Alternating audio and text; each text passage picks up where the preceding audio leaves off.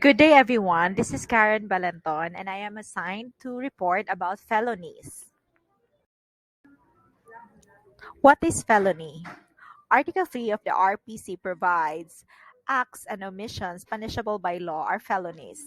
Felonies are committed not only by means of deceit, dolo, but also by means of fault, culpa.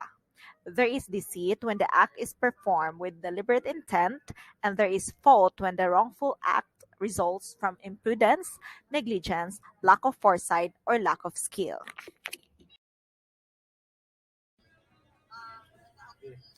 There are two kinds of felonies. Number one is intentional felonies, which is dolo. It is committed with criminal intent. And number two is negligent felonies, which is called also as culpa, wherein the wrongful acts result from imprudence, negligence, lack of foresight, or lack of skill. Criminal liabilities and felonies. There are classification of felonies. Number one is grave.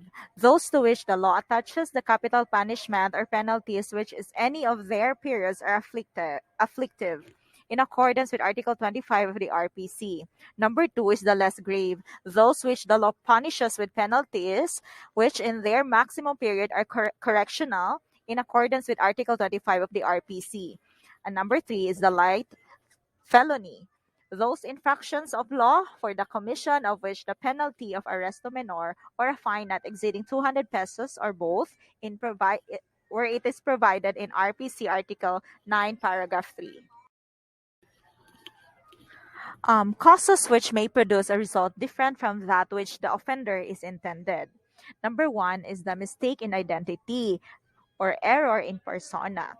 The offender intends the injury on one person, but the harm fell on another. In this situation, the intended victim was not at the scene of the crime. So, for example, A wanting to kill B. However, A killed C instead. So, note that there are only two persons involved, the actual but an unintended victim and the. In the case of People versus Ghana, the fact that the accused intended to injure another person instead of the victim could in no way be considered as a relief from his criminal act in view of the mortal wound inflicted upon the latter. So, facts of the case. A reunion was celebrated in the house of the Y. There seems to have been liberal supply of alcoholic drinks, and some of the men present became intoxicated, with the result that a quarrel took the place between the Z and X. Z and his son W eventually left the house and were followed by the U and 1V. X left the house about the same time with intention of assaulting Z, but in the darkness of the evening and in the intoxicated condition of X, he mistook U for Z and inflicted on him a mortal wound with a bolo.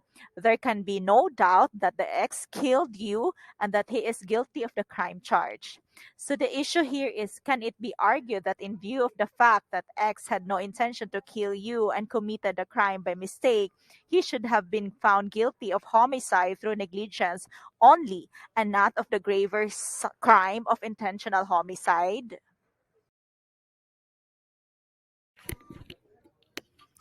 Ruling. No, this contention is contrary to earlier decisions of the Supreme Court. The fact that the accused intended to injure another person instead of the victim could in no way be considered as a relief from his criminal act in view of the mortal wound inflicted upon the latter. That he made a mistake in killing one man instead of another, when it is proved that he acted maliciously and willfully, cannot relieve him from criminal responsibility. Neither can the fact that he made a mistake in killing the wrong man be considered as a mitigating circumstances.